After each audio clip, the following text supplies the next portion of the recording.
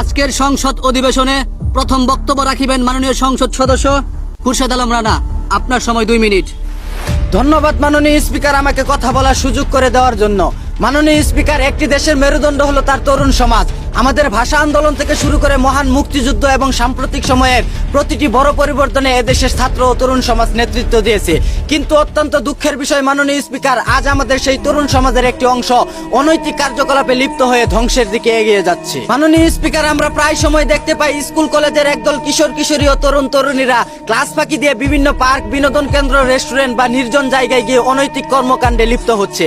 যেই বয়সে তাদের হাতে থাকার কথা কলম খাতা বই, যে সময়টা তাদের থাকার কথা ক্লাসরুম কিংবা খেলার মাঠে, সে সময়ে তারা শিক্ষা ও খেলাধুলা থেকে দূরে সরে গিয়ে প্রেম ভালোবাসার নামে নষ্টামি করে বেড়াচ্ছে। মাননীয় স্পিকার, এই তরুণ সমাজকে রক্ষা করতে হলে পার্ক, বিনোদন কেন্দ্র ও রেস্টুরেন্টগুলোতে প্রশাসনের নজরদারির পাশাপাশি শিক্ষা প্রতিষ্ঠানের কঠোরতা ও অভিভাবকদের সচেতন হতে হবে। মাননীয় স্পিকার, আমি আরো বলতে চাই সমাজের নারী নিরাপত্তা, অন্যায় ও অবিচার নিয়ে।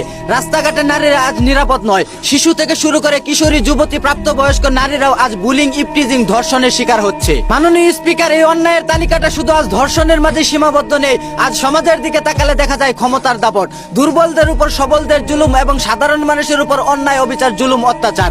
গরিবের জমি দখল, নিরীহ মানুষের উপর মিথ্যা মামলা, চাঁদাবাজি, সন্ত্রাসী। ক্ষমতার দাপটে আজ সাধারণ মানুষ কুণ্ঠাসা। মাননীয় স্পিকার, কিন্তু দুঃখের কথা হলো ক্ষমতার অপব্যবহার করে এই অপরাধীরা পার পেয়ে যাচ্ছে, আর বিচার চাইতে গিয়ে ভুক্তভোগী পরিবারগুলো উল্টো হুমকি ও হয়রানির শিকার হচ্ছে।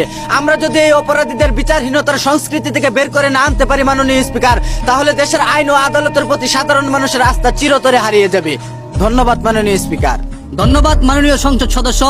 এখন বক্তব্য রাখবেন মাননীয় সংসদ সদস্য আব্দুল্লাল মামুন। আপনার সময় 3 মিনিট। ধন্যবাদ মাননীয় স্পিকার। আজ এই মহান সংসদে দাঁড়িয়ে আমি স্মরণ করতে চাই যারা লাল সবুজ পতাকা আর পরিবারের স্বপ্ন নিয়ে নিজ মাতৃভূমি ছেড়ে পৃথিবীর আনাচে কানাচে ছড়িয়ে ছিটিয়ে থাকা সেই প্রবাসী সূর্য সন্তানদের। তাদের কারণে আমাদের দেশের অর্থনীতি চাকা আজ সচল রয়েছে।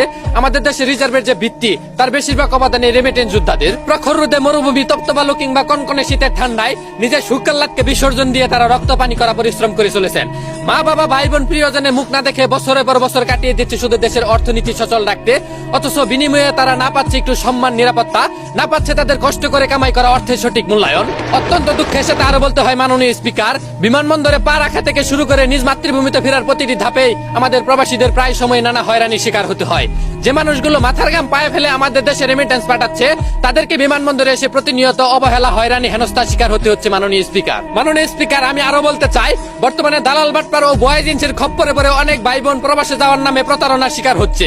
কেউ আবার কম টাকায় সমুদ্রপথে বিদেশ পাঠানোর কথা বলে তাদেরকে মৃত্যুর মুখে ঠেলে দিচ্ছে। এসব প্রতারক, দালাল, বাটপারদেরকে ধরে